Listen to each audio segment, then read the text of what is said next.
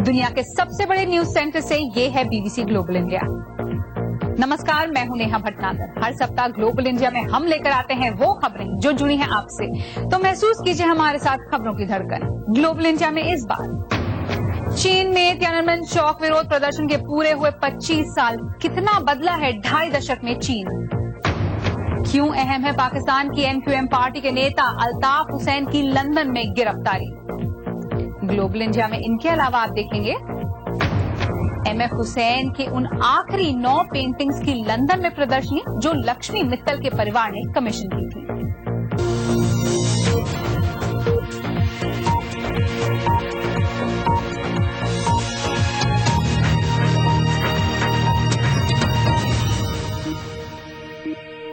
स्वागत है आप सबका ग्लोबल इंडिया की ताजा कड़ी में। 25 साल पहले चीन के तियाननमेन चौक में सेना के टैंक उतरे थे, किसी विदेशी हमले का जवाब देने के लिए नहीं, बल्कि राजनीतिक सुधार की मांग कर रहे चीनी नौजवानों की आवाज कुचलने के लिए। तियाननमेन चौक की 25वीं बरसी पर दुनिया में कई जगह उस घटना को याद किया गया, लेकिन चीन में सरकार ने पुरजोर कोशिश कर ऐसा नहीं होने दिया, जिससे सवाल खड़े हुए कि क्या इतने सालों में कुछ बदला है। चीन में विकास की आंधी के बीच क्या चाहते हैं आज के चीनी नौजवान। यहाँ जुटे लोग 25 साल पहले जन्मे भी नहीं होंगे।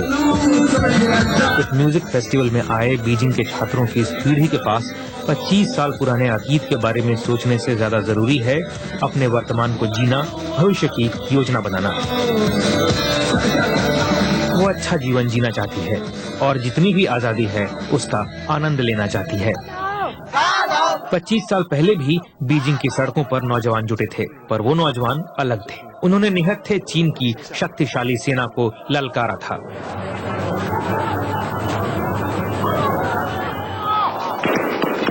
जून 1989 को तियाननमेन स्क्वायर के पास कितनी जाने गईं, ये आज भी पता नहीं, मगर जेल 1600 लोगों को भेजा गया।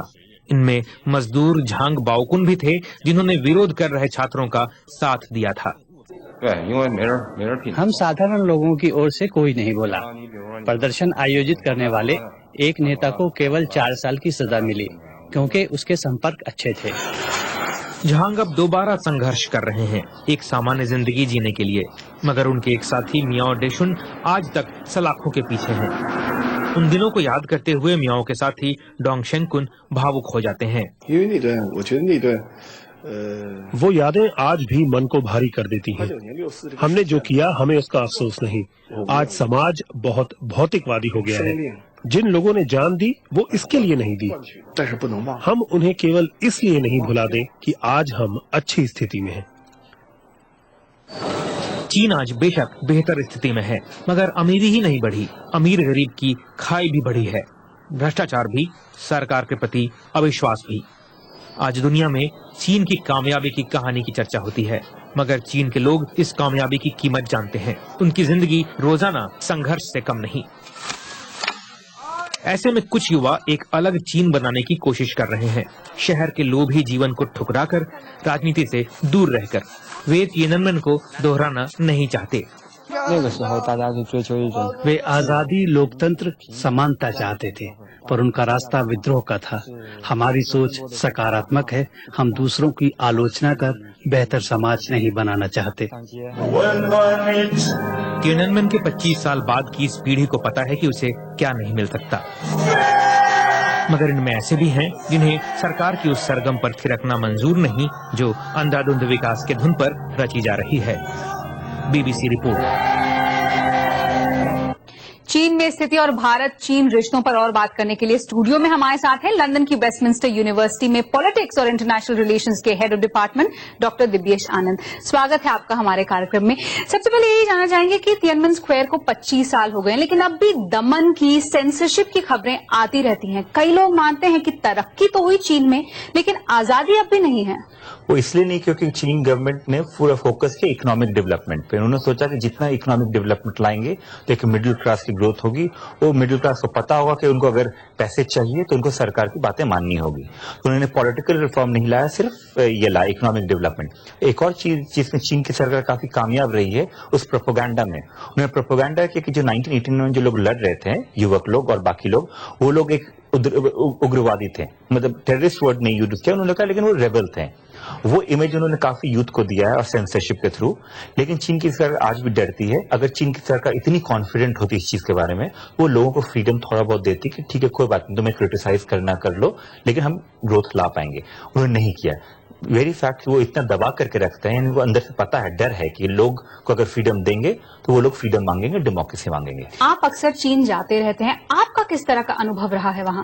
देखिए, मैं चीन जाते रहता था, पर जब तक मैंने देखा था लोग बातें करेंगे इकोनॉमिक डेवलपमेंट की, थोड़ी बहुत पॉलिटिक्स की बातें भी करेंगे, और मैं तिब्बत की बात करता था और सेंसिटिव था। लेकिन जैसे आप सेंसिटिव बातें लाएंगे तो लोग बोलेंगे मुझे समझ नहीं आ रही है आपकी भाषा। यानी इतना डर सब लोगों में है कि वो आईफोन रख सकते हैं, वो गाना गा सकते हैं, वो हंस सकते हैं, लेकिन वो पॉलिटिकल क्रिटिसिज्म कभी नहीं करेंगे सरकार की, क्योंकि उन्हें डर लगता है। और ये दहशत है एक तरह से चीन में। तो अब आपको क्या लगता है कि भारत की जो नई सरकार है उसका जिस तरह से ये माना जा रहा है कि पड़ोसी देशों की तरफ भी एक पॉजिटिव रवैया रहा है, अब चीन से विदेश मंत्री भी आ रहे हैं, आपको क्या लगता है आगे भारत चीन के बीच रिश्ते कैसे हो सकते हैं नई सरकार में? देखिए, एक तरफ हो सकता है रिश्ते बढ़ेंगे, इंप्रूव होगा, वो ज्यादा इकोनॉमिक रिलेशन में होगा, क्योंकि मेन इन्वेस्टमेंट जो इंडिया को चाहिए वो इंफ्रास्ट्रक्चर में चाहिए, और मेन कंपनीज जो है चाइनीज कंपनीज है, वो रिश्ता बढ़ सकता है। लेकिन दूसरी तरफ ये भी आता है कि उनके बीच टेंशन भी बढ़ सकता है तिब्बत को लेकर के और बॉर्डर डिस्प्यूट को लेकर के। अभी नई सरकार आई है, सब कुछ लोगों को जो उनके सपोर्ट है उनको लगा सब कुछ अच्छा होने वाला है, लेकिन हमें वेट करना होगा कुछ महीने कुछ साल देखने के लिए असली में कोई अंतर आता है या नहीं आता है। डॉक्टर दिव्येश आनंद, हमसे बात करने के लिए शुक्रिया। शुक्रिया। ग्लोबल इंडिया में आगे देखिए, जायके की जंग, भारत के बढ़ते रेस्टोरेंट सेक्टर में विदेशी और देसी ब्रांड्स के बीच जबरदस्त कंपटीशन।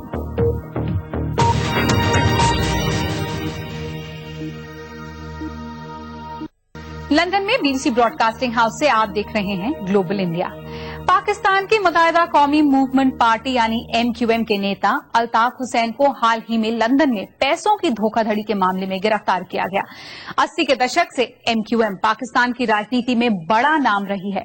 पार्टी में सबसे ज्यादा संख्या उन उर्दू भाषी मुसलमानों की है जो बंटवारे के समय भारत से पाकिस्तान जाकर बस गए थे। एक नजर इस पार्टी के इतिहास और इससे जुड़े विवादों पर। बात 1978 की है, जब भारत से पाकिस्तान आने वाले शरणार्थियों और उर्दू बोलने वाले लोगों का प्रतिनिधित्व करता संगठन all Pakistan मुहाजिर students organisation Pakistan में बनाया गया था। यही संगठन 1984 में राजनीतिक पार्टी मुहाजिर कौमी मूवमेंट बना। MQM पार्टी बनाने में मुख्य भूमिका निभाने वाले अल्ताफ हुसैन को कुछ ही दिन पहले लंदन में गिरफ्तार किया गया था। लंदन में पार्टी नेताओं का कहना है कि अभी नेतृत्व बदलाव का कोई सवाल ही नहीं है। ये सवाल उन लाखों लोगों से पूछना चाहिए जो अल्ताफ भाई को फॉलो करते हैं, और मेरा ख्याल है कि जो उनका अल्ताफ भाई पे ट्रस्ट है उसमें इस किस्म का मेरा ख्याल है कोई सवाल अभी नहीं पैदा होता कि वो इस सवाल पर गौर करने के लिए भी तैयार हो। उनका जो ट्रस्ट अल्ताफ भाई की ज़ात में वो बड़ा अनक्वेश्चनेबल है। MQM के इतिहास की बात करें तो 1990 में जब पाकिस्तान में चुनाव हुए थे तो पार्टी को कराची और हैदराबाद में कई सीटें मिली थी, लेकिन पार्टी की पॉलिसी और अल्ताफ हुसैन के कई फैसलों को लेकर पार्टी में मतभेद हो गए। कई लोगों ने MQM से अलग होकर अपनी पार्टी बना ली। जब 1992 में कराची में ऑपरेशन क्लीन अप किया गया था तो इसका निशाना MQM बनाया गया, लेकिन इस ऑपरेशन से कुछ समय पहले ही अल्ताफ हुसैन पाकिस्तान छोड़कर चले गए थे। उन्होंने लंदन में जाकर शरण ली और लंदन से ही पार्टी का कामकाज चलाया। 1997 पार्टी के लिए बदलाव वाला साल था। MQM ने पाकिस्तान में चुनाव का बहिष्कार किया और अपने कामकाज का तरीका बदला। पार्टी का नाम भी बदलकर मुत्तहिदा कौमी मूवमेंट कर दिया गया। उर्दू के अलावा दूसरी भाषा बोलने वालों को भी पार्टी में शामिल किया जाने लगा। उसके बाद 2002, 2008, 2013 में हुए चुनावों में पार्टी ने अच्छा प्रदर्शन किया। पार्टी किसी न किसी रूप में सरकारों का भी हिस्सा रही, इसलिए उसे कराची और हैदराबाद में बढ़ती हिंसा के लिए भी दोषी ठहराया गया। साल 2010 में MQM के एक अन्य नेता डॉक्टर इमरान फारूक की लंदन में हत्या कर दी गई और शक कथित तौर पर MQM पर लगा। पुलिस कई सालों से हत्या के इस मामले की जांच कर रही थी और लंदन में पार्टी के दफ्तर पर छापा भी मारा। अल्ताफ हुसैन के घर पर भी छापा मारा गया। लंदन पुलिस के मुताबिक वहां से 5 लाख पाउंड मिले। अब सबकी निगाहें इसी पर लगी हुई हैं कि MQM में आगे क्या होगा। BBC report. और अब BBC global exclusive round up, दुनिया की बड़ी खबरों पर BBC की खास नजर। सीरिया में दमिश्क पहुंचे BBC संवाददाता जेरेमी बोवन। करीब 3 साल से गृह युद्ध से जूझ रहे सीरिया में राष्ट्रपति चुनाव के लिए मतदान हुआ, जिसमें मौजूदा राष्ट्रपति बशर अल असद जीत गए। असद के आलोचकों ने चुनावों को खारिज किया। वैसे कई दशकों में ये पहला मौका था जब एक से ज्यादा उम्मीदवार चुनावी मैदान में उतरे। हालांकि बाकी 2 उम्मीदवार ज्यादा जाने माने नाम नहीं थे और वो असद की तरह का चुनाव प्रचार भी नहीं कर पाए। तालिबान ने एक वीडियो जारी किया जिसमें उन्होंने अफगानिस्तान के खोस प्रांत में 5 साल बाद अमेरिकी सैनिक सार्जेंट बो बरगदाल को अमेरिकी सेना को सौंपते हुए दिखाया। गुआंतानामो बे जेल से तालिबान के 5 लोगों को छोड़ने के बदले में अमेरिकी सैनिक को छोड़ा गया था। इस डील से अमेरिका में भी काफी विवाद रहा। विपक्षी दल ने चेतावनी दी थी कि इससे अमेरिकी लोगों को खतरा हो सकता है। फ्रांस में नॉर्मंडी पहुंचे BBC संवाददाता रॉबर्ट हॉल, जहां दूसरे विश्व युद्ध के दौरान D-Day के नाम से जाने जाने वाले नॉर्मंडी लैंडिंग के 70 साल पूरे होने के मौके पर कई पूर्व सैनिक जुटे। 6 जून 1944 के दिन एलाइड शक्तियों यानी मित्र देशों के करीब 1.5 लाख सैनिकों ने इंग्लिश चैनल पार कर नॉर्मंडी पहुंचकर नाजी जर्मनी की हार का रास्ता साफ किया था। मैकडॉनल्ड्स, KFC, पिज्जा हट, भारत के ज्यादातर शहरों में आजकल इस तरह की विदेशी फास्ट फूड चेन्स आम हैं, लेकिन अरबों डॉलर की कीमत वाले भारतीय रेस्तरां सेक्टर का जायका सबको नहीं भा रहा।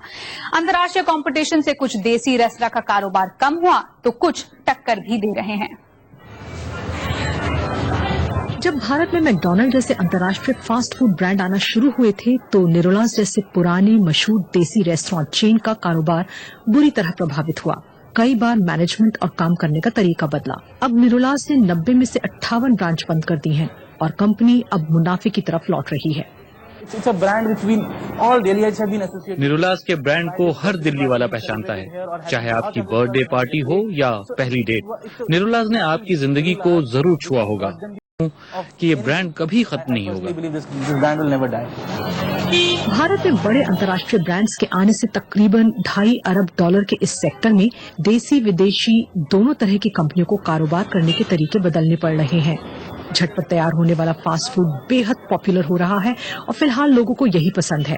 जब डोनट बनाने वाली अमेरिकी कंपनी डंकिन डोनट ने दिल्ली में अपनी ब्रांच खोली तो शुरू में तो बहुत भीड़ लगी, लेकिन जल्द ही कंपनी को एहसास हुआ कि हिंदुस्तानी लोग ना तो रोज कॉफी पीते हैं और ना डोनट खाते हैं, तो उन्होंने भी चटपटे सैंडविच बनाना शुरू कर दिया। अब उनकी आधी से ज्यादा कमाई इन्हीं सैंडविचेस से होती है। इंडिया एक मुश्किल मार्केट है क्योंकि आप सिर्फ दूसरे ब्रांड से ही मुकाबला नहीं कर रहे, आपका मुकाबला खाने के सदियों पुराने तौर तरीकों से भी है। शुरू में तो भीड़ आती है, लेकिन 1-2 साल में आपको हकीकत का एहसास होने लगता है। हम शायद दुनिया के सबसे लजीज खाने की बात कर रहे हैं। जो अमेरिका में चलता है जरूरी नहीं कि जूं के तुम इंडिया में भी चलता है। ये भले ही बड़ा उद्योग है जिसके 2020 तक $8 अरब तक बढ़ने की संभावना है, लेकिन कारोबार आसान नहीं है। फास्ट फूड सेक्टर में 80% बिक्री पिज्जा, बर्गर और सैंडविचेस की ही है। इसलिए ये सब नहीं परोसने वाली भारतीय कंपनियों के सामने बड़ा सवाल है, क्या वो भी पिज्जा बर्गर की दौड़ में शामिल हो जाएं, या फिर उन्हीं जायकों पर ध्यान दें जिनके लिए भारतीय खाना दुनिया भर में जाना जाता है। BBC report. ग्लोबल इंडिया में आगे देखिए, MF हुसैन की आखिरी पेंटिंग्स की लंदन में प्रदर्शनी।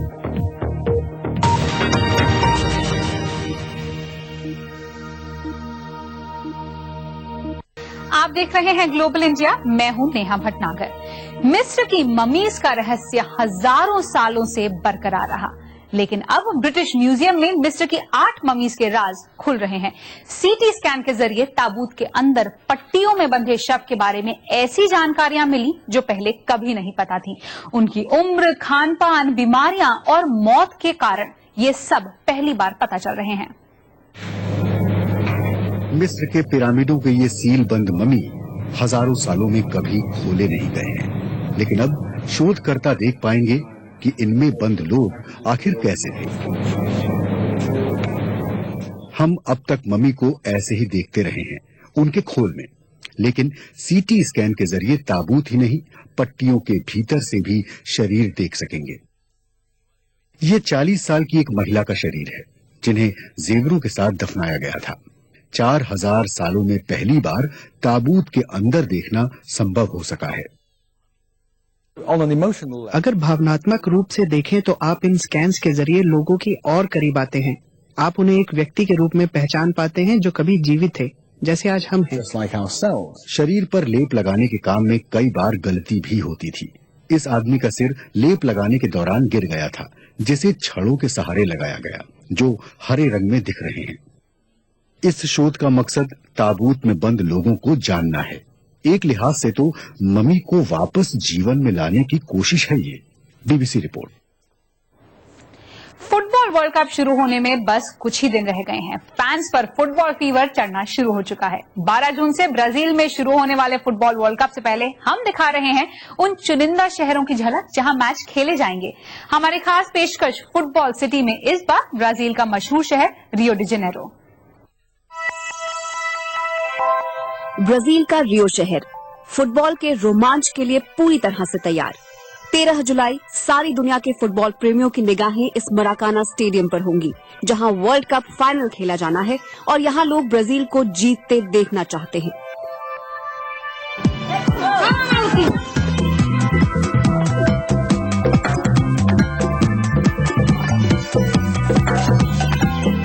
अपनी अनुपम प्राकृतिक सुंदरता की वजह से रियो हमें आकर्षित करता है, लेकिन यहाँ के लोग महंगाई, सार्वजनिक सुविधाओं की दशा और अमीर गरीब के बीच की खाई को लेकर निराश भी हैं। देश की 20% आबादी आज भी झुग्गियों में रहती है, लेकिन समस्याओं के बावजूद कुछ विकास भी हुआ है।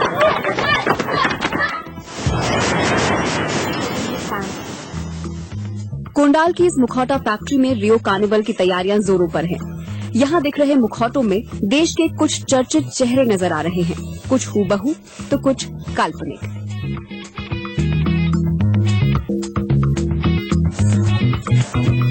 Esperábamos que a Copa do Mundo venga a ser un carnaval fuera de época, un carnaval no medio। हमें उम्मीद है कि विश्व कप एक कार्निवल की तरह होगा, लेकिन इससे हमें कोई खास फायदा नहीं होगा।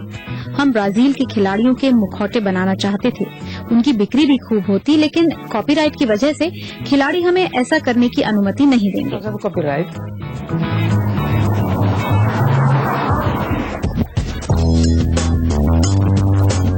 जैसे ही रात ढलती है, शहर का मिजाज बदल जाता है। हर शनिवार इस फ्लाईओवर के नीचे सैकड़ों लोग रात भर डांस की मस्ती में झूमते नजर आते हैं। कई बार आपको ताजी हवा की जरूरत होती है। 2 साल पहले यहाँ कॉफी की खेती होती थी, लेकिन इन तिजुका के जंगलों में दोबारा पेड़ उगाकर इसे वर्षा वन में तब्दील कर दिया गया है, ताकि शहर में पानी की आपूर्ति होती रहे। रियो शहर का श्रृंगार किया जा रहा है। मकसद है दुनिया का मनोरंजन करना, पहले फुटबॉल विश्व कप से और फिर ओलंपिक आयोजन से। खेल का कार्निवल अब बस शुरू होने वाला है। BBC report. और अब बात भारत के पिकासो के नाम से मशहूर पेंटर एमएफ हुसैन की, जिनके गुजर जाने के करीब 3 साल बाद लंदन में उनकी आखिरी 9 पेंटिंग्स की प्रदर्शनी लगी है। ये पेंटिंग्स जाने माने उद्योगपति लक्ष्मी मित्तल की पत्नी उषा मित्तल ने कमीशन की थी। अब तक अनदेखी हुसैन की इन पेंटिंग्स को पहली बार आम लोगों के सामने प्रदर्शित किया गया और प्रदर्शनी देखने पहुंचे बीबीसी संवाददाता अमरीश द्विवेदी।